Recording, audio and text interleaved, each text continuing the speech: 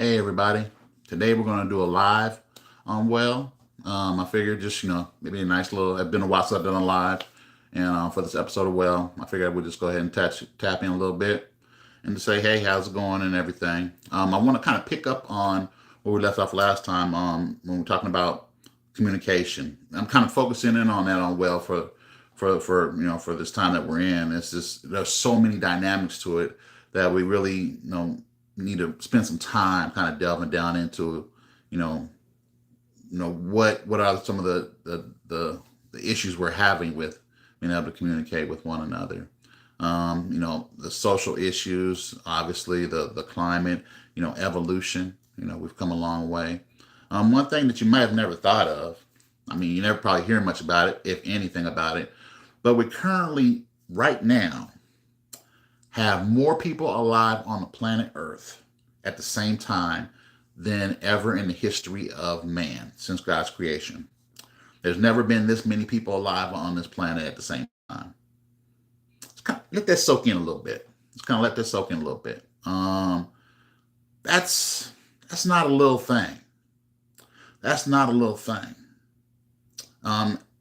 Basically, when it comes to human dynamics and everything, we've always struggled as humans of communicating with one another, not being violent, and not in a violent way, and being able to work together and get things done. It's always been a struggle. It's never not been a struggle. Never in the history of since Cain and Abel. It's never been easy. But just kind of put it into context, with our modern era. With so many people being alive at the same time, and relatively speaking, violence is actually kind of pretty low. Go figure, leave it up to the news, you wouldn't think so, but violence is actually kind of low. One of the biggest issues, I remember several years ago, read Noam Chomsky. I don't know if you've ever read, any of his books or whatever, but one of his books, he said something that really stuck out to me, and it was about how in the history of man, how typically masses of people are under control, or in a civilized environment, are under control. And he pointed something out that really stuck with me. And what he said was in the history of man, we've always gained control by one of two ways: mind control or mass extermination, meaning terminating a lot of people through wars or what have you, and people have been brought under control, by these two means. And maybe it just really made me think, fast forward to today, we're talking, people are struggling with how to communicate, how to talk with one another, how to, engage with one another on a regular basis. And myself, I, deal with a lot of people, a lot of different people, a variety of people, not the same kind of person by any means. And it's not, that's just how I'm constructed, how, God made me, how my father raised me, how my parents, made me.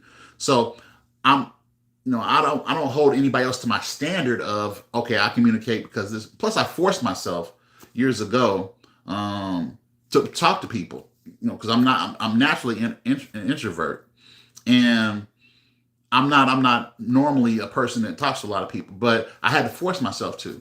But in doing so, I come in contact with a lot of different people. And the reality of it is, we must push ourselves, especially now. We have to dig back into our human bag and everything, especially with the AI and technology doing what it's doing and doing what it's going to be doing going forward. We have to dig back into our bag and say, okay, let me let me evaluate myself, hold myself accountable. How can I better communicate with people? What do I need to do? Why am I unable to, connect with people? Why am I unable to, get anything done? Get, teams built, get some consolidation going, get some consortiums built and everything. We have to, analyze ourselves, but we also have to realize, back to like I said earlier, there's never been so many people in the world at the same time, socially, culturally, things have shifted. We've shifted. Coming out of what we all went through in 2020. You know, with COVID and everything, with social distancing, that was a massive impact. But even before then, the distancing was already starting to occur. And so what we have to understand is, even like with social media, even these ways of communicating and everything, these are new. These are relatively new. I was thinking about the other day, 20 years ago, so let's just, 2006. 2006, Facebook wasn't, it just started, it wasn't, ubiquitous all over the place. Everybody, wasn't tapped in. You didn't have to be there. YouTube, this medium that I'm using now, was brand new. It was nifty, but it was bigger than all of them at the time. Go figure. eBay was huge. Now eBay is still here, but do you know anybody who's? But the reality of it is from a communication standpoint, we've never seen these things. These are new. These are new. Just think about it. If somebody's 21 years old today, they were born in 2005, 2005, 21 years old. Okay. In their lifetime, there's Facebook, there's YouTube, there's, the internet, there's this, that. I'm going to tell you right now, in 2003, 2002, which seems like that wasn't that long ago, for me, we wasn't, we was like, texting wasn't even on the map yet. I'm talking just texting. Texting wasn't even on the map yet. I mean, if you had a two-way or something, if it, it was just starting to become common, it wasn't ubiquitous. I mean, you didn't have to do it. Now it's commonplace.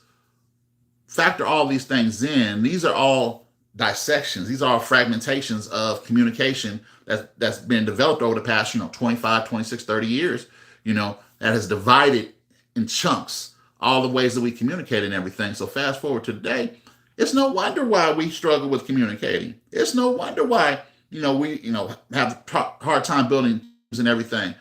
There's so much, plenty on top of everything else. And that's the other thing. As hard as things are right now, one of the biggest issues that we face right now is there's been so much plenty over the past, couple of decades, that people have become so complacent and people have become so accustomed to so much abundance that, people don't need people like they once did. See, I thank God, I've lived long enough to remember a time when we actually needed each other.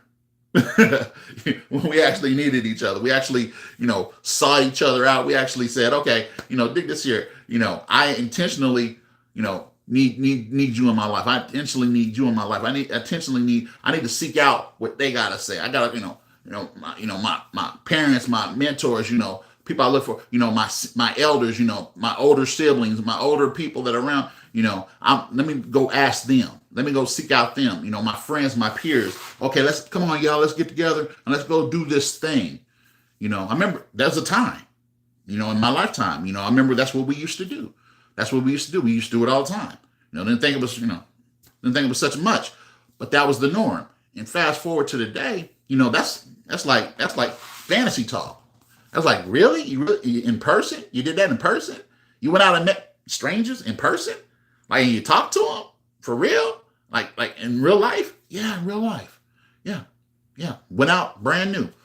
As a child, we would go out, we would leave the house in the morning, go out into the world and meet brand new people by ourselves and make friends or make even enemies sometimes, start, relationships by ourselves. As adults, we would go out into the public by ourselves. The reality of it is, we have to take all these things into account, now as we are in this time and say, well, on this episode of Well, and say, well, let me factor in some things. There's more people in the world than there's ever been at the same time. When it comes to violence is actually relatively very low compared to where we are historically, and there's so much abundance that people don't really have much of a need for each other as they once did. And so let's take these things into account. And, like I said in our previous video, seek first to understand and to be understood. One of the 7 habits of highly effective people. These are just things, this is human engagement 101. We got to get back to a lot of that. Notwithstanding a lot of the issues that are real, these are real issues, but here's the reality. The one opportunity that we have right now, because AI is only getting started.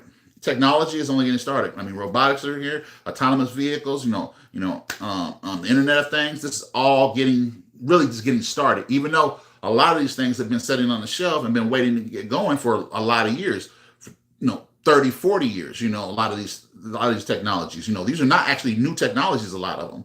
Now they're just getting. We got to build the infrastructure and everything that's being put in place now. But what's happening with all of that is people are being displaced now at a rapid speed every day, every month, more and more and more. So we have to, intentionally go the extra mile to say, okay, check this out. I'm gonna go meet some new people. I'm gonna talk to some new people, but people that I already have a relationship with, I'm going to engage intentionally. I'm going to make it a point to engage with them intentionally.